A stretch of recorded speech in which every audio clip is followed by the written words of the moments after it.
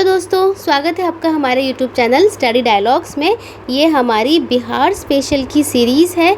आज की वीडियो में हम लोग पढ़ेंगे बिहार का भौगोलिक परिचय। ठीक है, तो ये जो हमारे टॉपिक हैं ये हमने लिए हैं स्पीडी पब्लिकेशन से। ठीक है, स्पीडी पब्लिकेशन आपको पता होगा इम्पॉर्टेंट वन लाइनर्स हैं, तो उनमें से भी जो भी मोस्ट इम्पॉर्टेंट आप लोगों के वन लाइनर्स हैं, ठीक है, वो हमने इस वीडियो में कवर किए हैं। और आगे भी इसके जो भी इम्पॉर्टेंट टॉपिक्स होंगे वो हम आगे की वीडियोस में कवर करने वाले हैं। ठीक, अब देखिए, आपको पता होगा कि आज आने वाला जो वक्त है उसमें बहुत सारे बिहार में एग्ज़ाम आने वाले हैं। जैसे कि अभी अगस्त में तो आपका आने वाला है बिहार दरोगा का एग्ज़ाम आने वाला है, बिहार पुलिस का। ठीक है, अब उसमें ये बहुत ज़्यादा मोस्ट इम्पॉर्टेंट रोल निभाएगी, क्योंकि इसमें से हमने बहुत मोस्ट इम्पॉर्टेंट पॉइंट्स ही कवर करे हैं। आपके रिवीजन के लिए बहुत अच्छा है। ठीक है, इसके अलावा जो भी आपके और भी एग्ज़ाम है, जैसे कि 17th BPSC होगा, ठीक है, बिहार जो SSC के एग्ज़ाम है वो होने वाले हैं, शिक्षक भर्ती जो आगे और होने वाले हैं उनके लिए भी इम्पॉर्टेंट है। तो ये पूरा की पूरा स्टैटिक पार्ट है जो कि स्पेशल बिहार के लिए बहुत ज़्यादा मोस्ट इम्पॉर्टेंट है, बिहार में होने वाले एग्ज़ाम्स के लिए। ठीक है, तो हमारी जो वीडियो है ये किस चीज़ के ऊपर है? बिहार के ऊपर स्पेशली उसका भौगोलिक परिचय है। और वन लाइनर्स हमारे कौन से हैं? स्पीडी पब्लिकेशन के हैं। तो हम जल्दी जल्दी से इन सभी को कवर करेंगे, जिससे कि एग्ज़ाम में हमारा सिलेबस जो है अच्छे से पूरा हो सके और प्लस हमारी रिवीजन भी हो सके। ठीक है, तो चलिए शुरू करते हैं और इस वीडियो को पूरा सुनें, स्किप बिल्कुल ना करें और चैनल को सब्सक्राइब करें। चलिए, अब देखिए, हम लोग शुरू करते हैं बिहार के भौगोलिक परिचय से। अब बिहार के जो भौगोलिक परिचय है, आपको पता होगा इसमें क्या क्या इंपॉर्टेंट है। देखिए, ये सारे क्वेश्चन वो हैं जो पहले भी आ चुके हैं, आने वाले एग्जाम्स में भी आ सकते हैं। ठीक है, तो सबसे पहले बात आती है क्षेत्रफल की। क्षेत्रफल का मतलब है एरिया। ठीक है, अब देखो, बिहार का जो क्षेत्रफल है वो कितना है? वो है 94,163 वर्ग किलोमीटर। ठीक है, कितना है? 94,163 वर्ग किलोमीटर। तो अगर ये बिहार ये जो क्वेश्चन है ये 67th BPSC में भी आ रखा है, उसके प्रीलिम में आ रखा है ये क्वेश्चन। ठीक है, तो ऐसे ही एक एग्ज़ाम से दूसरे एग्ज़ाम में उठाकर क्वेश्चंस दे दिए जाते हैं, तो हमें ये क्वेश्चंस नहीं छोड़ने हैं। ठीक, देखिए, अब ये है बिहार का एक रफ़ मैप हमने बनाया है। तो अगर मैं यहाँ पर इस पूरे एरिया की, यानी यहाँ पर क्षेत्रफल की बात हो रही है, तो बिहार का जो एरिया है यानी क्षेत्रफल है वो कितना है? देखो, ये याद करना ही है हमें कि 94,163 वर्ग किलोमीटर है। ठीक है, इसकी जो आकृति है यानी कि इसकी शेप के बारे में अगर हम बात करें तो वह है आयताकार। आयताकार मतलब हो गया रेक्टेंगुलर। ठीक है, क्या हो गया? रेक्टेंगुलर इसकी शेप है। देखो, रफली देखने में हमें क्या लग रहा है? जैसे कि कोई एक यहाँ पर आयत है ना, आयत है, आयताकार इसकी शेप हमें लग रही है, दिख रही है। ठीक है, तो बस रफली ही लिया जाता है हर चीज़ को। ठीक है, चलिए अगला पॉइंट यहाँ पर देख लेते हैं। अगला पॉइंट है कि अगर हम क्षेत्रफल की दृष्टि से बिहार का देश में देखें कि क्षेत्रफल, यानी क्षेत्रफल का मतलब क्या है कि आपको पता है हमारा जो इंडिया है उसके अंदर 28 तो हमारे राज्य हैं, 28 स्टेट हैं। ठीक है, अगर हम इनको एरिया वाइज लगाते हैं ना, एरिया वाइज अगर हम इनको लगाएं तो बिहार जो हमारा जो राज्य है वो 13वें स्थान पर आता है। ठीक है, ये भी कई बार पूछा जा चुका है, ये इंपॉर्टेंट पॉइंट्स हैं सारे। ठीक है, और इनकी संभावना ऐसी रहती है कि जो आ चुके हैं वो आगे भी आ ही सकते हैं, तो ये हमें लर्न करके रखना है, अपने दिमाग में बिठा लेना है। तो ये आता है हमारा 13th नंबर पर, यानी कि 13वें स्थान पर आता है। और अगर हम जनसंख्या की दृष्टि से देखें, जनसंख्या की दृष्टि का मतलब क्या है कि अगर हम पॉपुलेशन वाइज देखें, ठीक है ना, किसके तौर पर देखें? पॉपुलेशन वाइज अगर हम देखें तो बिहार जो है वो तीसरा राज्य है। अब बिहार से पहले कौन है? तो बिहार से पहले है यूपी, उत्तर प्रदेश। ठीक है, सेकंड नंबर पर आता है महाराष्ट्र। ठीक है, क्या आता है? महाराष्ट्र आता है। फिर आता है हमारा बिहार, और बिहार के बाद बिहार से ही सटा हुआ एक राज्य है, वो है वेस्ट बंगाल। तो ये देखो, 4 भी अगर तुम याद कर लोगे ना तो इसमें से कई सारे क्वेश्चंस ऐसे ही बन जाते हैं। ठीक है, तो पॉपुलेशन वाइज अगर देखा जाए तो तीसरा है, लेकिन अगर क्षेत्रफल की दृष्टि से देखा जाए तो ये 13वां नंबर पर आता है। अब देखिए, अब ये है बिहार का, एक मिनट, अब ये है बिहार का कुल क्षेत्रफल, देश के कुल भौगोलिक क्षेत्रफल का कितना है? 2.86%। देखो, अगर मैं यहाँ पर इस सेंटेंस का मतलब क्या हुआ? इस सेंटेंस का मतलब ये हुआ कि अगर हम अपने भारत देश को देखें, ठीक है, भारत देश को देखें, ये भारत देश का पूरा अगर हम इसका एरिया निकालेंगे वो, और यहाँ पर जो हमारा बिहार राज्य है वो, ठीक है, तो पूरे देश के कंपैरिजन में अगर मैं सिर्फ बिहार का परसेंटेज में क्या निकालूं, क्षेत्रफल यानी कि एरिया निकालूं, तो वो कितना आएगा, वो आएगा 2.86%, ठीक है। अगर पूरा देश 100% है तो बिहार कितना हो गया, वो हो गया 2.86%, बहुत ही छोटा है, ठीक है ना। चलिए आगे चलते हैं, अगला देख लेते हैं। अब देखो इसी में है शहरी क्षेत्रफल। शहरी मतलब क्या हुआ कि जो हमारी जो बिहार में जितनी सिटी वाला एरिया है, टाउन वाला एरिया है, जो थोड़ा डेवलप हो गया है, अर्बन एरिया है, ठीक है ना, यहाँ किसकी बात हो रही है, अर्बन एरियाज़ की बात हो रही है, स्पेशली अर्बन एरिया। तो अर्बन एरिया कितना आएगा, अर्बन एरिया यहाँ पर आएगा 1095 कितना 49 किलोमीटर, ठीक है। कितने में से, 94,163 किलोमीटर स्क्वायर के एरिया में से सिर्फ 1000 बैठता है। वैसे देखो अगर हम जनरली मोटा मोटा लें तो 94,000 है, तो 94,000 में से सिर्फ 1000 वाला एरिया क्या हुआ, अर्बन एरियाज़ में आता है, यानी कि शहरी है, ठीक है ना, क्या है, शहरी है। अब अगर हम ग्रामीण को देखें, ग्रामीण मतलब क्या है, रूरल को देखें, है ना, रूरल वाले एरियाज़ को अगर हम देखें, उसके क्षेत्रफल को देखें, एरिया को देखें, तो वो आता है 92,000, ठीक है ना, क्योंकि 94 तो है ही, और इस 94 से 92,000 कहाँ पर आ गया, हमारे रूरल एरिया में आ गया, ठीक है। तो देखो ये हमें दिमाग में भर लेना है कि 94,000 में से 92,000 तो हमारे गांव का, जो हमारे गांव हैं, विलेजेस हैं, जिसको हम रूरल एरिया कहते हैं, उसमें है 92,000, और शहरी सिर्फ 1000 के आसपास है। तो अगर हमें इसका नंबर एग्जैक्ट भी याद नहीं है ना तो भी कुछ नहीं होता, बस दिमाग में भर लीजिए कि 92,000 और 1000, ठीक है, मोटे मोटे जनरली अगर हम देखें तो। चलिए अब हम देखते हैं कि क्षेत्रफल की दृष्टि से सबसे बड़ा जिला। अब देखो इसको ना मैप में देख लेते हैं हम लोग, ठीक है ना, किस में देख लेते हैं, मैप में देख लेते हैं। तो हमारा मैप देखिए यहाँ पर देख लेते हैं हम लोग। अब देखिए यहाँ पर है कि क्षेत्रफल की दृष्टि से सबसे बड़ा जिला कौन सा है, तो ये है पश्चिम चंपारण का जिला। देखो ये है ये, ठीक है। अब देखो आप यहाँ पर 38 डिस्ट्रिक्ट हैं पूरे, कितने हैं, 38 डिस्ट्रिक्ट हैं, ठीक है, कितने हैं, 38 डिस्ट्रिक्ट हैं। अब उन 38 डिस्ट्रिक्ट में से अगर मैं सबसे बड़ा एरिया बोलूँ यानी कि क्षेत्रफल बोलूँ तो पश्चिम चंपारण का ही आता है, ठीक है ना। अब उसका एरिया है कितना ये भी देख लेते हैं। तो उसका एरिया है 5228 किलोमीटर स्क्वायर, ठीक है ना, 5000 इसका ये हो गया।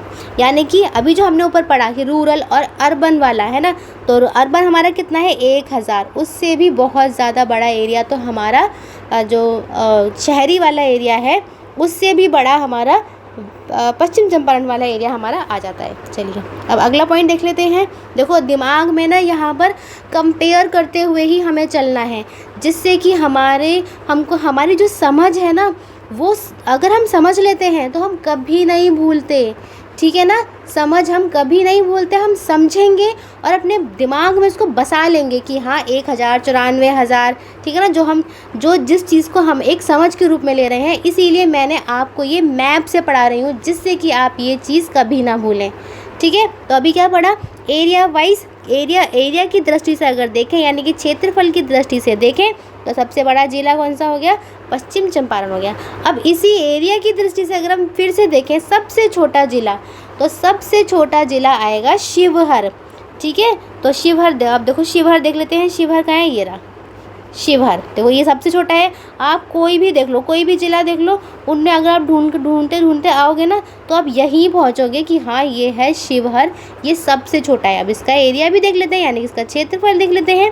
तो यह है 444 किलोमीटर स्क्वायर, 1000 भी नहीं है, 500 भी नहीं है, 444 है, ठीक है। ये मोस्ट इम्पॉर्टेंट वन लाइनर्स मैं आपको बता रही हूँ। चलिए अब हम देख लेते हैं कि बिहार जो है, बिहार का अक्षांशीय विस्तार, ठीक है ना।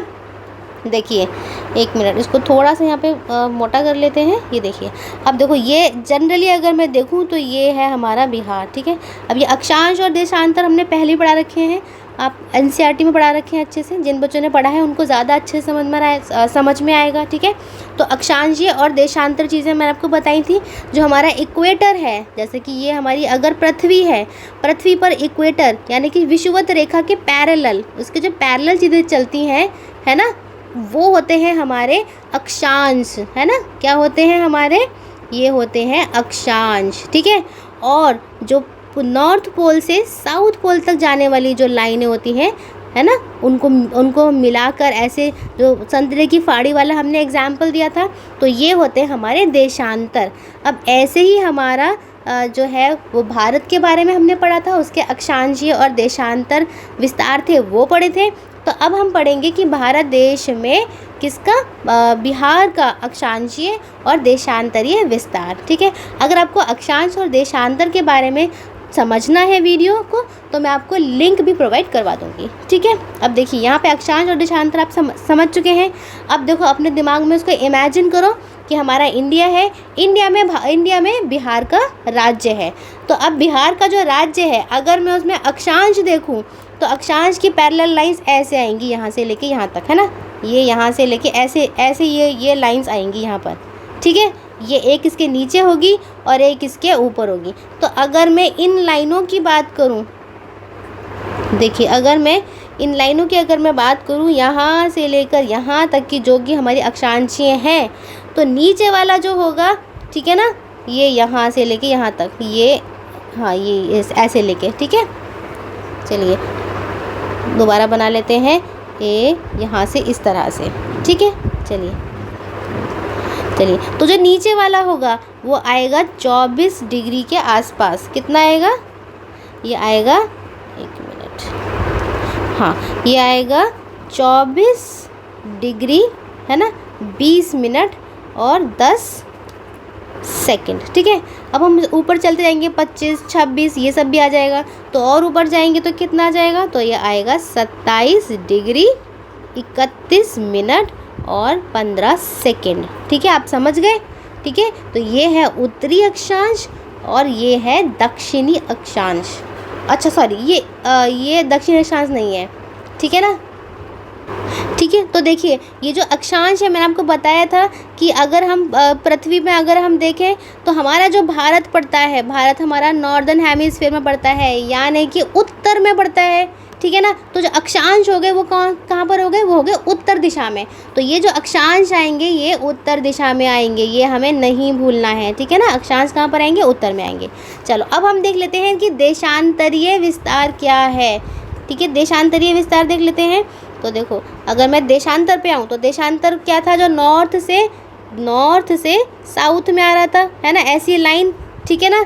तो अगर हम अपने बिहार को देखें तो बिहार में भी ऐसी लाइंस आ रखी होंगी, हमारे इंडिया में आ रखी होंगी, उत्तर से दक्षिण की तरफ आ रही हैं, ठीक है, ये इस तरह से आ रही हैं। ये अगर हम यहाँ की सीमाओं का विस्तार देखें तो यहाँ की सीमाओं का विस्तार कितना है, देखो यहाँ से अगर हम देखेंगे तो ये है 83 डिग्री हो गया, 19 मिनट हो गया और 50 सेकंड हो गया, ठीक है। ये वाली जो लाइन है, ठीक है ना, ये पहली जो लाइन है जहाँ से हमारा बिहार शुरू हो रहा है और जहाँ पे हमारा बिहार ख़त्म हो रहा है, वहाँ का जो विस्तार अगर हम देखें तो ये जो विस्तार है वो है 88 डिग्री 17 मिनट और 40 सेकंड, ठीक है। तो ये किस में आएगा, ये आएगा पूर्वी देशांतर में। क्यों, क्योंकि हमारा जो पूरा भारत है वो खुद किस में आता है, नॉर्थ ईस्ट में पड़ता है, पूरा ईस्ट में पड़ता है। तो ये वाला, ये जो हमारी जो देशांतर हो गए ये ईस्ट में आ गए, ठीक है। तो देशांतर हो गए ईस्ट में और अक्षांश हो गए हमारे नॉर्थ में। तो भारत कहाँ आ गया, नॉर्थ ईस्ट में। तो हमारा बिहार जो है वो भारत के अंदर ही तो है, तो इसमें भी नॉर्थ ईस्ट ही यूज़ होगा, ठीक है ना। यानी कि ये होगा पूरब और ये होगा उत्तर, तो उत्तर पूर्व में आ जाएगा। अब देखो ये नंबर्स जो हैं, ये वाले नंबर्स, ये हमें अपने दिमाग में बसा लेने हैं कि हाँ ये हमें याद करके रखना है। चलिए अब अगला देख लेते हैं। अगला हमारा है, अगर हम देखें कि अगर मैं लंबाई की बात करूं कि हमारा जो बिहार है उसकी जो लंबाई है वो कितनी है, तो देखिए बिहार की जो लंबाई आएगी ना, जैसे अगर मैंने मानो यहाँ से इसकी ये मैंने जो एक आयतकार शेप होती है ये मैंने ले ली, ठीक है। अब इसकी मैं लंबाई की बात करूँ तो लंबाई इसकी आती है 345 किलोमीटर स्क्वायर, ठीक है। तो देखिए 345 जो है वो इसकी लंबाई है। कहाँ से लेके कहाँ तक की लंबाई है? अगर हम बोलें उत्तर से, ठीक है, उत्तर से दक्षिण तक की जो लंबाई है वो है 345, यानी कि नॉर्थ से साउथ तक की जो इसकी लंबाई आती है बिहार राज्य की वो 345 किलोमीटर आती है। ठीक है, चलिए अब हम देख लेते हैं इसकी लंबाई पूरब से पश्चिम में देख लेते हैं। कहाँ पर? पूरब से पश्चिम में। तो देखो पूरब से पश्चिम में जनरल व्यू यहाँ से लेके यहाँ तक ये वाला लंबा वाला आएगा, है ना। पूरब से पश्चिम ये क्या है? तो ये हो गया हमारा पश्चिम और ये हो गया हमारा पूरब। तो यहाँ से लेके यहाँ तक की अगर हम मोटे मोटे तौर पर देखें तो ये आएगा 483 किलोमीटर स्क्वायर। ठीक है, यानी कि वेस्ट टू ईस्ट। ठीक है, क्या आएगा? वेस्ट टू ईस्ट इसकी हो गई लंबाई। लंबाई भी पूछ ली जाती है, कई बार पूछी गई है लंबाई भी। ठीक है, और ये सब हमें आना भी चाहिए। चलिए अगला देख लेते हैं। तो हाँ देखो, अगर मैं आपको देखूँ ये सारे पॉइंट्स जो है ये मैंने कवर कर दिए हैं यहाँ पर। ठीक है ना। अक्षांशीय विस्तार मैंने कर लिया है, तो यहाँ पर लगेगा नॉर्थ। ठीक है, क्योंकि नॉर्थ में होता है ये। और देशांतरीय विस्तार अगर देखें तो यहाँ पर आएगा ईस्ट, यानी कि पूर्वी देशांतर। ठीक है, क्या आएगा? ये आएगा पूर्वी देशांतर। ठीक है, देशांतर। इसी तरह से यहाँ पर आएगा उत्तरी अक्षांश। ठीक है, क्या आएगा? उत्तरी अक्षांश। चलिए ये पॉइंट हमारा हो गया। इसके अगला पॉइंट, लंबाई भी देख ली हमने, दोनों तरफ से देख ली लंबाई, है ना। उत्तर से दक्षिण वाली लंबाई देख ली कि कितनी है, और ये देख ली पूरब से पश्चिम वाली लंबाई भी हमने देख ली है। चलिए मैप में हमने पढ़ लिया है। देखिए आगे जाने से पहले देखो, अगर ये हमारा जो चैनल है उसमें कई सारी सीरीज़ हमने चला रखी हैं। ये तो वही है जो मैं आपको पढ़ा रही हूँ, बिहार स्पेशल की सीरीज़। बिहार के जो एग्ज़ाम्स हैं स्पेशली उनके लिए ये डेडिकेटेड है। अभी हमने फ़िलहाल में बिहार की हिस्ट्री को कवर किया है। ठीक है, बिहार की हिस्ट्री को कवर किया है, 3 वीडियोज़ में हमने उसको कवर किया है। और उसमें बहुत सारे मोस्ट इम्पॉर्टेंट जो क्वेश्चंस थे उनको 1 लाइनर में हमने कंप्लीट करा है, जिससे कि जल्दी जल्दी आपका सिलेबस, आपकी रिवीजन भी हो जाए और सिलेबस कवर भी हो जाए। ठीक है, और पिछले 6 महीने की बिहार के स्पेशली करंट अफेयर की वीडियो भी हमने अपलोड करी है, तो आप वो भी एग्ज़ाम में जाने से पहले देख सकते हैं। और हमने इकोनॉमिक सर्वे भी अपलोड किया है, ये इसमें से भी क्वेश्चन कई बार आते हैं। और स्पेशली पूरे जून महीने के जो करंट अफेयर है मोस्ट इम्पॉर्टेंट, चुन कर, ज़्यादा बड़ी वीडियो नहीं है, छोटी ही वीडियो है, लेकिन सिर्फ बिहार के ही करंट अफेयर हमने यहाँ पर कवर किए हैं। तो वो आप जाकर देख सकते हैं, इस सीरीज़ को ज़रूर से फॉलो करें। ठीक है, चलिए अगला है हमारा बिहार एनसीईआरटी को। देखो एनसीईआरटी में हमारी 2 सीरीज़ है, एक है एनसीईआरटी डिटेल्ड की, एक है एनसीईआरटी एमसीक्यूज़ की। एनसीईआरटी डिटेल्ड में हम लोग फुल चैप्टर अच्छे से पढ़ाते हैं, क्लास नोट्स भी दिए जाते हैं। ठीक है, उसको पढ़ाने के बाद जो भी इंपॉर्टेंट क्वेश्चंस बनते हैं, एमसीक्यूज़ बनते हैं, फिर यहाँ पर हम उनकी वीडियोज़ भी अपलोड करते हैं। और हमारी जो वीडियोज़ है एनसीईआरटी की वीडियोज़, उसमें से अभी जो बिहार में जो टीआरई के जो एग्जाम्पल जो क्वेश्चन हुए थे शिक्षक भर्ती के, उसमें से कई सारे क्वेश्चन हमारे ही वीडियोस में से आए थे। तो आप ये सीरीज़ भी ज़रूर से ज्वाइन करें, क्योंकि एनसीईआरटी की जो वीडियोस होती हैं, एनसीईआरटी को पढ़ना एक फंडामेंटल माना जाता है। आप किसी भी एग्ज़ाम की तैयारी क्यों ना करें, उसके लिए हमें एनसीईआरटी पढ़नी ही पढ़नी होती है। ठीक है, एक है हमारी जीएस एमसीक्यूज़ की, यहाँ पर हम लोग 8 एमसीक्यूज़ कराते हैं, डेली करंट अफेयर में से कराते हैं, मोस्ट इम्पॉर्टेंट है, बहुत ज़्यादा इम्पॉर्टेंट क्वेश्चंस रहते हैं। शिक्षक भर्ती में यहाँ से भी कई सारे क्वेश्चन हमारे आए थे। ठीक है, अब देखिए मंथली मैगज़ीन पूरे महीने की जो भी मोस्ट इम्पॉर्टेंट करंट अफेयर रहते हैं वो एक मैगज़ीन के रूप में कंपाइल होकर यहाँ पर लाए जाते हैं। और जून महीने में सिर्फ 55 1 लाइनर्स में हमने पूरे महीने को कवर करा था। एक है हमारी ट्रिक्स की 5 एमसीक्यूज़ की, ये वही एमसीक्यूज़ होते हैं जो कि हमारे एग्ज़ाम में बार बार रिपीट होते हैं। ठीक है, तो उनको हमने ट्रिक से याद करने के लिए बहुत अच्छी जो है वीडियोस बना रखी हैं, आप देख सकते हैं। फिर है मेंस टॉपिक्स की, उन बच्चों के लिए है जो कि मेंस को शुरुआत से लेते हैं। तो टाइम टू टाइम हम यहाँ पर जो मोस्ट इम्पॉर्टेंट टॉपिक्स होते हैं उनको डिस्कस करते हैं। और पॉलिटिकल एमसीक्यूज़ की बात करें तो हमने कई सारी वीडियोस पहले भी बना रखी हैं, आप जाके यहाँ पर प्रैक्टिस कर सकते हैं। चैनल में अगर आप जाएंगे तो चैनल की कम्युनिटी में देखिए, रेगुलर बेसिस पर आपकी प्रैक्टिस के लिए क्वेश्चंस यहाँ पर डाले जाते हैं। पूरा जो चैनल है हमारा वो हिंदी और इंग्लिश मीडियम दोनों बच्चों के लिए, दोनों बच्चे इसका अच्छे से फ़ायदा उठा सकते हैं। तो चैनल में जाइए, विज़िट कीजिए और सब्सक्राइब कीजिए। चलिए आगे देख लेते हैं। आगे हमारा क्वेश्चन है कि बिहार की जलवायु के बारे में। देखो ये क्वेश्चन भी कई बार आ चुका है। बिहार की जलवायु कैसी है? बिहार की जलवायु है उष्णकटिबंधीय मानसूनी जलवायु है। ठीक है। अब है सर्वाधिक सिंचित क्षेत्र वाला जिला कौन सा है? सर्वाधिक सिंचित क्षेत्र से क्या मतलब है? सिंचित क्षेत्र से मतलब है इरिगेटेड एरिया, यानी कि जहाँ पर इरिगेशन की फैसिलिटी है, तो वो है जमुई। ठीक है ना, जमुई जो ज़िला है, डिस्ट्रिक्ट है, वहाँ पर सर्वाधिक इरिगेशन की फैसिलिटी है। अब इन क्वेश्चंस को हम लोग कहाँ देख लेते हैं? मैप में देख लेते हैं। ठीक है, मैप में देख लेते हैं। तो मैप है हमारा, हाँ ये रहा, देखिए। अब हमने क्या पढ़ा यहाँ पर कि सर्वाधिक सिंचित क्षेत्र वाला ज़िला है जमुई। ठीक है, तो अब देखो जमुई देखते हैं यहाँ पर, तो जमुई ये रहा। ठीक है, यहाँ पर सबसे ज़्यादा इरिगेशन की फैसिलिटी दे रखी है, लेकिन कितनी है? वो भी 16% ही है।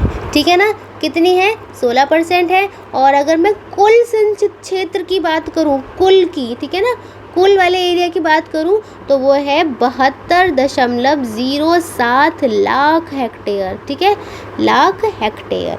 ठीक है, ये पूरे बिहार में से अगर मैंने कुल की बात करी है। ठीक है, और जमुई में अगर बात करें तो 16% है। चलिए अब अगला देख लेते हैं। अगला है हमारा बिहार की पहली सिंचाई परियोजना। इम्पॉर्टेंट है ये। ठीक है ना, बिहार की पहली सिंचाई परियोजना, यहाँ पर पहली सिंचाई परियोजना की बात हो रही है, तो वो परियोजना है सोन परियोजना। अभी ये एग्ज़ाम में भी आया था, शिक्षक वाले में आया था ये कि कौन सी ओल्डेस्ट है, तो ओल्डेस्ट कौन सी है, सबसे पुरानी कौन सी है? ये है सोन परियोजना। ठीक है, चलिए आगे देख लेते हैं। आगे है हमारा सबसे बड़ी सिंचाई परियोजना। ये तो होगी पहली, ये पहली वाली बात हो गई। लेकिन अगर मैं सबसे बड़ी की बात करूँ, सबसे बड़ी जिसने बहुत ज़्यादा वाइड एरिया कवर कर रखा है, तो वो है गंडक, यानी गंडक नदी पर है। ठीक है, तो वो आएगी गंडक परियोजना। ठीक है, गंडक परियोजना आएगी। चलिए नेक्स्ट देख लेते हैं। तो नेक्स्ट है हमारा बिहार में सर्वाधिक तापमान कहाँ रहता है? देखो सर्वाधिक तापमान रहता है गया ज़िले में। ठीक है ना, सर्वाधिक तापमान कहाँ रहता है? गया ज़िले में, मतलब बहुत ज़्यादा गर्मी पड़ती है। सबसे गर्म ज़िला गया ही है, और सबसे ठंडा ज़िला अगर हम बोले तो वो भी गया है। दोनों जो है तापमान का एक्सपीरियंस यहाँ के लोगों को होता है। ठीक है, चलिए अब देखिए अगला क्वेश्चन क्या है। अगला क्वेश्चन है बिहार में सर्वाधिक वर्षा वाला ज़िला।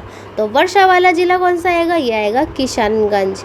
किशनगंज के ऊपर भी कई सारे क्वेश्चन आते हैं, क्योंकि ये ऐसे यूनिक डिस्ट्रिक्ट्स हैं जहाँ पर यूनिक फीचर्स मिलते हैं, यूनिक क्लाइमेट भी रहता है, तो यहाँ से आते हैं। यहाँ ये है किशनगंज ज़िला। ठीक है, ज़िला है ये, ज़िला यानी कि डिस्ट्रिक्ट है ये। तो सर्वाधिक वर्षा, वर्षा का मतलब क्या हुआ कि सर्वाधिक रेनफॉल होती है यहाँ पर। ठीक है, चलिए अगला देख लेते हैं। अब अगर हम देखो सर्वाधिक तो हमने देख लिया, सर्वाधिक है किशनगंज में, लेकिन सबसे कम वर्षा वाला ज़िला कहाँ पर है? सबसे कम वर्षा वाला ज़िला है औरंगाबाद। ठीक है, ये किसके पास है? ये गया के पास है। अब थोड़ा सा अगर मैं लॉजिक लगाऊं, क्योंकि ये सबसे गर्म है, जब गर्म का जो, और ये एक दूसरे के पास है, ये है ना, तो यहाँ पर क्या होगा? सबसे कम वर्षा होगी। ठीक है, ऐसे हम इसको याद कर सकते हैं थोड़ा सा, क्योंकि हमें याद करना आसान हो जाएगा कि हाँ देखो सबसे गर्म वाला ये है, तो गर्म के पास जो होती है यहाँ वर्षा नहीं हो पा रही है। ठीक है, ऐसे हम इसको याद कर सकते हैं। चलिए अब मैं आपको दिखा देती हूँ हमने कितने क्वेश्चन यहाँ पर कवर कर लिए। तो ये है, देखो ये मैंने सारे आपको बता दिए कि बिहार की जो जलवायु है वो है उष्णकटिबंधीय मानसूनी, ये हमने पढ़ लिया। सर्वाधिक सिंचित वाला हमने पढ़ लिया जमुई का। बिहार की पहली सिंचाई परियोजना पढ़ ली, सोन परियोजना। ठीक है, सबसे बड़ी सिंचाई परियोजना पढ़ ली, गंडक परियोजना। और बिहार में सर्वाधिक तापमान हमने पढ़ लिया, जो कि है गया ज़िले में है। बिहार में सर्वाधिक वर्षा वाला किशनगंज, ये पढ़ लिया। बिहार में सबसे कम वर्षा वाला ज़िला औरंगाबाद, ये भी पढ़ लिया। ठीक है, और जो एक और बात है, ये है सबसे गर्म ज़िला और सबसे ठंडा ज़िला, दोनों ही कौन है? वो है गया ज़िला। ठीक है, चलिए अब यहाँ पर क्वेश्चन आ रहे हैं कि बिहार सीमा साझा करता है। अब बिहार जो है वो सीमा साझा करता है उत्तर में नेपाल से, दक्षिण में झारखंड से, और पूर्व में पश्चिम बंगाल से, तथा पश्चिम में उत्तर प्रदेश से। अब देखो ये तो मैंने रीड कर दिया, लेकिन ऐसे याद नहीं होगा जब तक हम इसको कहाँ नहीं देखेंगे, इसको हम मैप में नहीं देखेंगे। ठीक है ना, क्योंकि मैप में देखकर हमें ज़्यादा याद रहता है, समझ में हमारी हमेशा के लिए बस जाता है वो, ठीक है।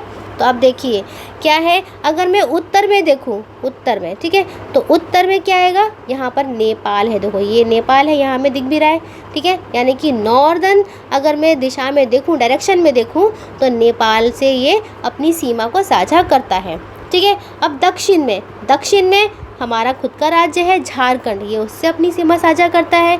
अब है पूर्व में, तो पूर्व में आएगा यहाँ पर, ये वाला जो पूरा एरिया, ये पूर्व का एरिया, ठीक है। तो पूर्व में किसके साथ करता है, ये करता है पश्चिम बंगाल के साथ, ठीक है। किसके साथ करता है, पश्चिम बंगाल के साथ। और पश्चिम में अगर देखें तो देखो इधर की तरफ है उत्तर प्रदेश, ठीक है। वेस्ट में क्या पड़ता है, उत्तर प्रदेश पड़ता है। अगर हम एक प्रॉपर अपने माइंड में इंडिया का मैप सोचो, पहले खूब बड़ा सा, पहले इंडिया का मैप सोचो, फिर उसके अंदर छोटा सा बिहार सोचो, फिर बिहार के अंदर नॉर्थ भी सोचो, साउथ सोचो, यानी कि उत्तर के बारे में दिमाग में लाना है, फिर हमें दक्षिण के बारे में दिमाग में लाना है, वेस्ट यानी कि पश्चिम के बारे में दिमाग में लाना है, और पूरब यानी कि ईस्ट के बारे में। चारों डायरेक्शन को दिमाग में सोचना है, ऊपर क्या है ये सोचना है, नीचे और दाएं बाएं, ठीक है। ऐसे ही पढ़ाई करनी होती है, तभी हमें ज़्यादा समझ में आता है और हमारे मार्क्स भी हमेशा ही अच्छे आते हैं। चलिए अब हम देख लेते हैं कि बिहार राज्य जो है, बिहार राज्य की सीमा कितने राज्यों से लगती है। हमारा जो भारत देश है, ठीक है ना, अब सिर्फ हमने देश नहीं देखा, हम देख रहे हैं राज्य। तो कितने राज्यों से लगती है, ये तो हमने अभी पढ़ा है, 3 राज्यों से लगती है। कितने राज्यों से लगती है, 3 राज्यों से। देखो नंबर 1 पे कौन सा हो गया, उत्तर प्रदेश हो गया, जो हमने अभी पढ़ा है कि वो पश्चिम की तरफ है। नंबर 2 पे हो गया हमारा झारखंड, जो कि दक्षिण की तरफ है। और नंबर 3 पर हमारा हो गया पश्चिम बंगाल, ठीक है ना, जो कि हमारा पूर्व में पड़ता है। तो 3 हो गए हमारे देश के राज्य, ठीक है। तो ये तीनों की तीनों जो राज्य हैं बिहार को टच करते हैं, अपनी सीमा साझा करते हैं, ठीक है। चलो अब अगला पॉइंट देख लेते हैं। अगला है हमारा बिहार के ज़िले जो उत्तर प्रदेश से सीमा साझा करते हैं। किससे करते हैं, उत्तर प्रदेश से सीमा साझा करते हैं। तो वो हैं 8 ज़िले, कितने हैं, 8 हैं। किससे करने वाले, उत्तर प्रदेश से सीमा साझा करने वाले। देखिए कौन कौन से हैं, एक तो हो गया रोहतास आपका ये वाला, देखो यहाँ पे ये है उत्तर प्रदेश, ये उत्तर प्रदेश से यहाँ से इसकी सीमा साझा हो रही है यहाँ से, ठीक है। ये हो गया रोहतास। फिर आ गया कैमूर, यहाँ से लेके यहाँ तक आ गया कौन सा, कैमूर आ गया। अब बक्सर, ये रहा, ये बक्सर है, ठीक है ना, ये कैमूर हो गया, ये बक्सर हो गया। अब बक्सर की यहाँ से यहाँ तक हो गई। अब आया भोजपुर, तो देखो ये रहा भोजपुर, तो भोजपुर की सीमा हो गई यहाँ से लेके यहाँ तक। अब आया सारण, तो सारण ये रहा, तो सारण की भी यहाँ से आ रही है, ठीक है। फिर आया सिवान, ये रहा सिवान, देखो सिवान दिख रहा है ना, ये सिवान है, इसकी सीमा ये वाली है। फिर आता है गोपालगंज, ये गोपालगंज है, तो गोपालगंज की सीमा भी यहाँ से लगती है। और फिर सबसे ऊपर में आता है पश्चिम चंपारण, ये रहा पश्चिम चंपारण, ठीक है।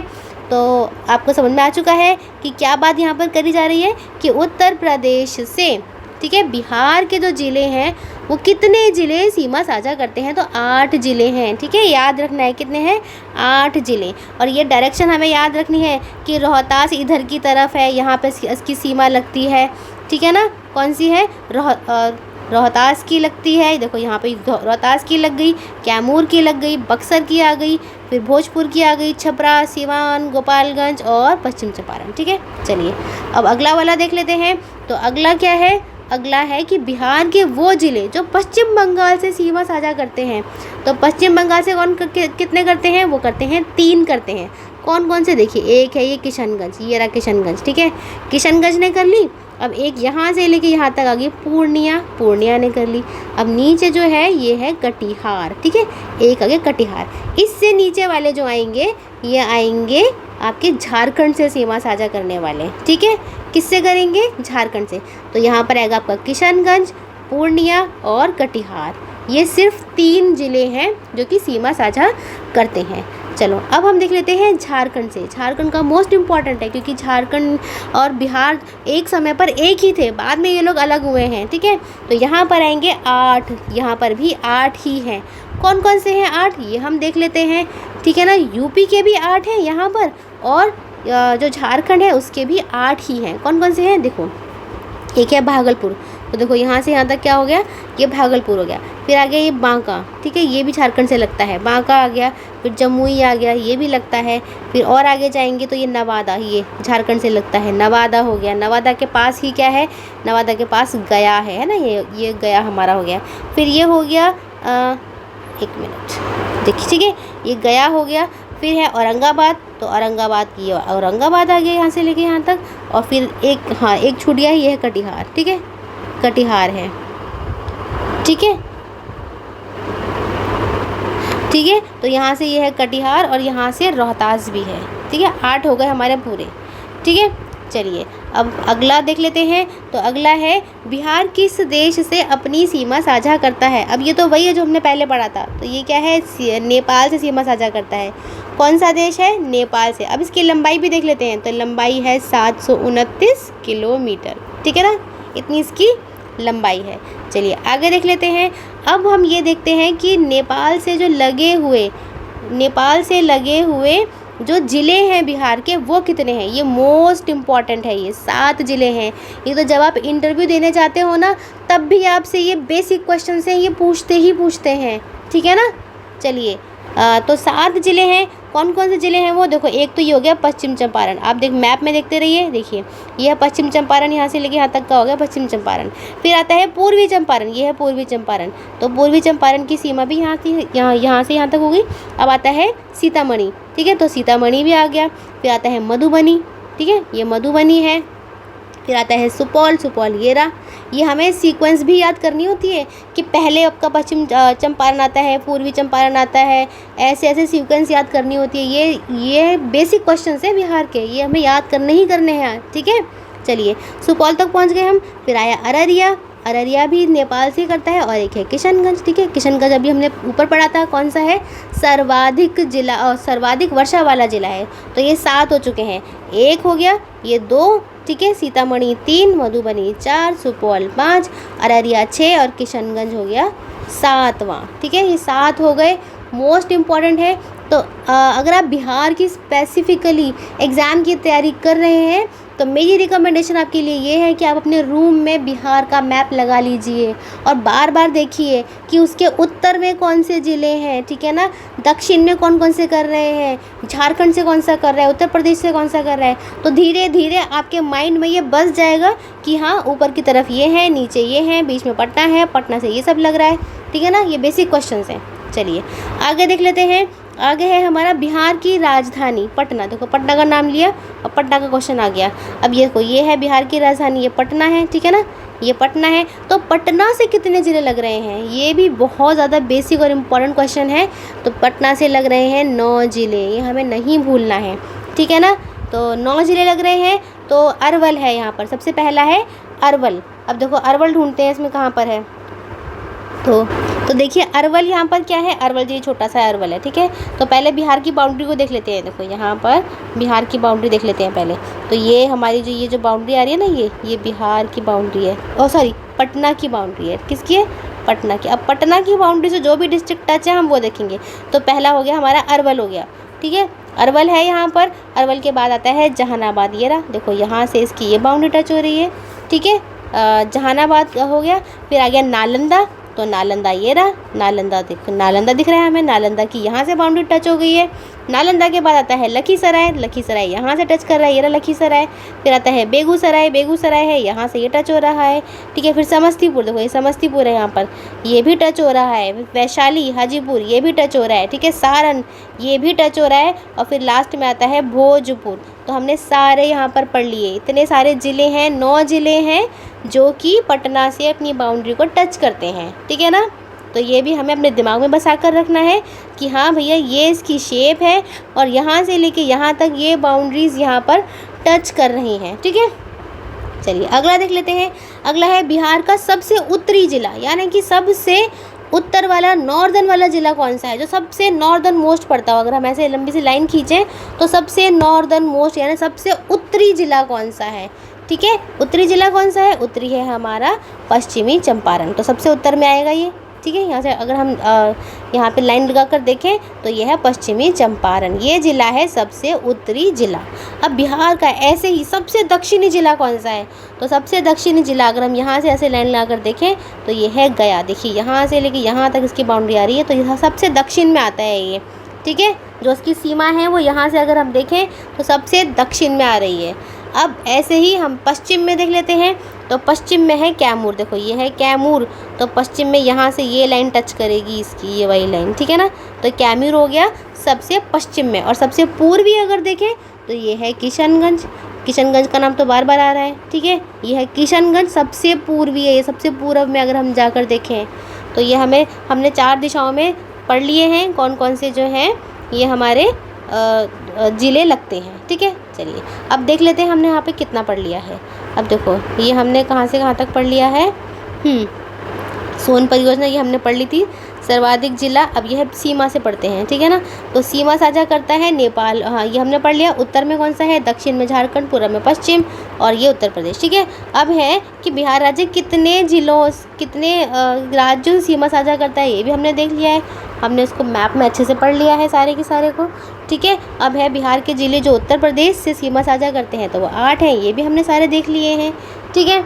अब है बिहार के ज़िले जो पश्चिम बंगाल से करते हैं, पश्चिम बंगाल से 3 ज़िले करते हैं, किशनगंज, पूर्णिया, कटिहार, ठीक है। झारखंड से जो करते हैं वो 8 हैं, ये भी हमने देख लिया। और बिहार किस देश से अपनी सीमा साझा करता है, तो एक लौता है वो है नेपाल, जो कि उत्तर दिशा में है, ठीक है। चलिए अब आगे देख लेते हैं। अब ये तो मोस्ट इम्पॉर्टेंट क्वेश्चन है कि नेपाल की सीमा से लगे बिहार के ज़िले ये 7 हैं। हमने उनके नाम देख लिए, उनकी सीक्वेंस भी देख ली अच्छी तरह से, ठीक है। अब है बिहार की राजधानी पटना। पटना का भी हमने देख लिया कि पटना के 9 हैं। सबसे उत्तरी ज़िला देख लिया, सबसे दक्षिणी ज़िला देख लिया, सबसे पश्चिमी ज़िला देख लिया, ठीक है। और सबसे पूर्वी ज़िला हमने देख लिया। चलिए अब आगे चलते हैं। अगला हमारा है, अब देखो यहाँ पर बिहार के बारे में जो जनरल बातें हैं ये भी एग्ज़ाम के लिए बहुत ज़्यादा इम्पॉर्टेंट है, ठीक है। चलो पहला देख लेते हैं। पहला है कि बिहार का गठन कब हुआ, तो वो हुआ 22 मार्च 1912 को हुआ था, ठीक है ना। अब 22 मार्च 1912 में उस टाइम पर ये जो बिहार था, बिहार में उड़ीसा भी सम्मिलित था, ये भी इसके अंदर शामिल था, ठीक है ना। अच्छा, अब ये है एक स्वतंत्र प्रदेश के रूप में गठन हुआ था इसका, स्वतंत्र प्रदेश के रूप में, और बंगाल से बिहार को अलग करा गया था इस टाइम पर 1912 की अगर बात करें, ठीक है। बाद में फिर 1936 में उड़ीसा को भी अलग कर दिया गया था, ठीक है। अब अगला देख लेते हैं। बिहार का स्थापना दिवस या बिहार दिवस मनाया जाता है, तो ये 22 मार्च को ही मनाया जाता है। चलिए अब पटना का संस्थापक कौन था, शेरशाह सूरी। ये सूर्यवंश का था और 1540 से 45 ईस्वी तक का इसका टाइम था, ठीक है ना। चलिए पटना का प्राचीन नाम देख लेते हैं। पटना का प्राचीन नाम है पाटलिपुत्र, ठीक है। पाटलिपुत्र स्थापना हुई थी 461 ईसा पूर्व में। उस टाइम पे संस्थापक कौन था, उदयन। ये क्वेश्चन बहुत बार रिपीट होता है, ठीक है। चलिए बिहार को उड़ीसा से अलग करा गया था 1 अप्रैल 1936 को, जो मैंने अभी आपको ऊपर बताया। अब एक भारतीय राज्य के रूप में इस टाइम पे ये गठन हुआ था इसका 1936 में। बिहार से झारखंड को कब अलग किया गया था, तो 15 नवंबर 2000 को करा गया था। ये डेट इंपॉर्टेंट डेट्स हैं, सारी की सारी मोस्ट इंपॉर्टेंट पॉइंट्स हमने यहाँ पे कवर करे हैं, ठीक है। चलिए अब आता है राजकीय चिन्ह। राजकीय चिन्ह क्या है बिहार का, तो वो है बोधि वृक्ष, ठीक है। क्या है, बोधि वृक्ष है जो कि 2 स्वास्तिक के बीच स्थित है। तो स्वास्तिक क्या होता है, ये होता है स्वास्तिक जो अपने मंदिरों में जो पूजा के टाइम पे लगाते हैं, ठीक है ना। और बीच में हो गया बोधि वृक्ष, ठीक है। बोधि वृक्ष हो गया बीच में, इस तरह से बना सकते हैं हम। और ये हो गया दोनों तरफ में क्या हो गया, स्वास्तिक। कुछ ऐसा ही चिन्ह है, ठीक है ना, कुछ ऐसा ही चिन्ह है। तो ये है राजकीय चिन्ह है हमारे बिहार का, ठीक है।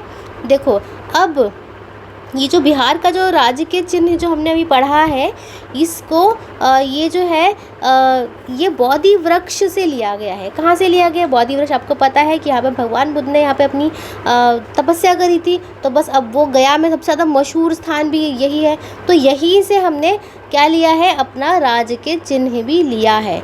अब बोधि वृक्ष के आधार पर उर्दू में बिहार खुदा है, ठीक है। ये जो बोधि वृक्ष है ना, बोधि वृक्ष देखिए कुछ इस तरह से है यहाँ पर, इसके ये कुछ इस तरह से हम इसको देख सकते हैं, ठीक है। हाँ, तो इसका जो आधार है यहाँ पर, जो आधार है यहाँ पर उर्दू में क्या खुदा है, उर्दू में बोधि वृक्ष, उर्दू में बिहार खुदा हुआ है, ठीक है। बिहार का जो गया ज़िला है उसमें बोधि मंदिर का पीपल वृक्ष है, बोधि वृक्ष कहलाता है। आपको पता होगा, ये सब तो बेसिक चीज़ें हैं कि बिहार तो मशहूर ही इस चीज़ के लिए है, ठीक है। अच्छा, अब अगला देख लेते हैं, राजकीय या फिर प्रथम भाषा देख लेते हैं। तो बिहार की प्रथम भाषा है हिंदी है, ठीक है। और दूसरी की अगर बात करें तो उर्दू है, और तीसरी कौन सी है, तीसरी है मैथिली, ठीक है। लेकिन प्रथम भाषा बोले या फिर राजकीय भाषा बोले तो वो हिंदी ही आती है। सारे काम बिहार में हिंदी में ही होते हैं ज़्यादातर, ठीक है। तो बिहार राज्य क्या है, प्रथम भाषा वाला हिंदी राज्य है। चलिए आगे देख लेते हैं। अच्छा, आगे है हमारा द्वितीय राजकीय भाषा, वही वाली बात आ गई है। तो द्वितीय राजकीय भाषा का दर्जा उर्दू को दिया गया, 1984 में दिया गया। अब राजकीय खेल अगर देखें तो वो कबड्डी है, ठीक है। चलिए अब कुछ और भी इम्पॉर्टेंट चीज़ें देख लेते हैं। जैसे कि अगर मैं बात करूं कि राजकीय पशु की बात करूं, ठीक है, किसकी बात करूं, राजकीय पशु की। तो राजकीय पशु क्या है, राजकीय पशु है बैल। अब देखो बिहार का राजकीय पशु बैल है। अब क्यों है, इसके पीछे भी एक लॉजिक है कि पुराने दिनों में जो खेती होती थी ना वो बैल से ही की जाती थी, ठीक है। और आपको पता है कि बिहार जो है वो एक कृषि प्रधान देश है, ठीक है। वहाँ कृषि पर आधारित बहुत सारी पॉपुलेशन जो है, जनसंख्या कृषि पर ही आधारित है, तो ठीक है। तो बिहार सरकार ने क्या करा, 2013 में इसको संरक्षित रखने के लिए बिहार के राजकीय पशु के रूप में बैल को अपनाया, ठीक है। लॉजिक है इस चीज़ में, ये हमें नहीं भूलना है। चलिए अगला पॉइंट भी हम देख लेते हैं। अब यह राजकीय पक्षी की बात हो रही है। राजकीय पक्षी क्या है, तो राजकीय पक्षी जो है वो है गौरैया, ठीक है। गौरैया जो छोटी सी चिड़िया होती है, ये उसकी बात हो रही है। तो बिहार का जो राजकीय पक्षी है वो गौरैया है। अब देखो एक समय जब वो था, जब हम सुबह सुबह उठते थे तो इसी की चहचहाहट से उठते थे, लेकिन अब धीरे धीरे क्या हो गया, प्रदूषण की वजह से, है ना, प्रदूषण हो गया, पॉपुलेशन इतनी हो गई, इतनी घिचम पिच्ची हो गई कि इनकी जनसंख्या धीरे धीरे बहुत कम होती चली गई। तो बिहार सरकार ने क्या करा, 2013 में इनके संरक्षण के लिए काम करने शुरू कर दिए। तो बस तभी से 2013 से इसको अपना लिया और बिहार का राज्य पक्षी गौरैया को घोषित कर दिया। उससे पहले जो था वो नीलकंठ था, ठीक है। क्या था, नीलकंठ। अब नहीं है, अब गौरैया है। चलिए अब अगला देख लेते हैं। अब है राजकीय पुष्प। राजकीय पुष्प की बात करें, पुष्प मतलब यहाँ फ्लावर की बात हो रही है, वो है गेंदा, ठीक है। क्या है, गेंदा। तो देखो गेंदे का फूल है, ये राजकीय पुष्प है। अब इसको गेंदे को क्यों लिया गया है, क्योंकि ये एक ऐसा फूल है जो कि बिहार के हर घर में पाया जाता है। लोग अपने गमलों में लगा लेते हैं, है ना, अपने बागीचों में लगा लेते हैं, है ना, मंदिर पूजा इन सब में इस गेंदे के फूल का बहुत ज़्यादा यूज़ होता है। तो बस इसकी लोकप्रियता के कारण ही बिहार ने 2013 में इसको राजकीय पुष्प घोषित किया, ठीक है। चलिए अब अगला देख लेते हैं। अगला क्या है, अगला है राजकीय वृक्ष, ठीक है। अब यहाँ पर बात हो रही है राजकीय वृक्ष की। तो वृक्ष कौन सा है, पीपल। ये तो हम भूल ही नहीं सकते, है ना, क्योंकि भगवान बुद्ध से संबंधित है, ठीक है। गौतम बुद्ध से संबंधित है। ये गया में इसका बहुत बड़ा मंदिर है, महाबोधि मंदिर है। तो ये है पीपल, वहीं से लिया गया है। राजकीय वृक्ष का नाम पीपल है। पर्यावरण और वन विभाग के अधिकारियों के अनुसार अगर हम देखें तो पीपल जो है राज्य के सांस्कृतिक पक्ष के साथ भी जुड़ा हुआ है। किसके साथ जुड़ा हुआ है, सांस्कृतिक पक्ष के साथ भी जुड़ा हुआ है। पीपल का वृक्ष बिहार में ज्ञान, ठीक है, किसको लेकर, ज्ञान एवं परंपरा का प्रतीक है। अब ज्ञान और परंपरा कहाँ से आ गई, जो मैंने अभी आपको बताया, क्या बताया मैंने आपको, महाबोधि मंदिर, ठीक है ना, बुद्धा के कारण हुआ है ये सब, ठीक है। बिहार का राजकीय वृक्ष पीपल को ही लिया गया है, ठीक। चलिए अब है राजकीय खेल। ये मैंने आपको बता ही दिया है, ये कबड्डी ही है, ठीक है।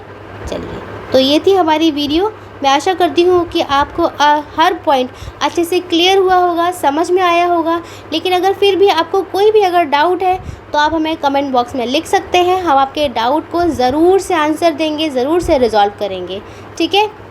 तो हमारी वीडियो को लाइक ज़रूर करें। और अगर आपका कोई भी सजेशन है हमारे लिए, हमारे चैनल को लेकर, हमारी वीडियोस को लेकर कोई भी सजेशन है, सुझाव है, तो आप वो भी हमें बेझिझक ज़रूर से बताइए, हम उस पर भी काम करेंगे। तो हमें कमेंट ज़रूर करें, बताएं कि वीडियो कैसी लगी है, और अपने दोस्तों के साथ वीडियो को ज़्यादा से ज़्यादा शेयर करें, ठीक है। वीडियो को लाइक भी कीजिए और चैनल को सब्सक्राइब भी कीजिए। और आपके जो फ्रेंड्स हैं जो ये बिहार स्पेशल की जो तैयारी कर रहे हैं, ठीक है ना, आप उन लोगों को ज़रूर बताइए अपने दोस्तों को कि यहाँ पर बिहार की स्पेशल सीरीज़ चल रही है, चैनल को सब्सक्राइब करवाइए। तो चलिए मिलते हैं, thank you and take care. मिलते हैं नेक्स्ट वीडियो में। Happy learning.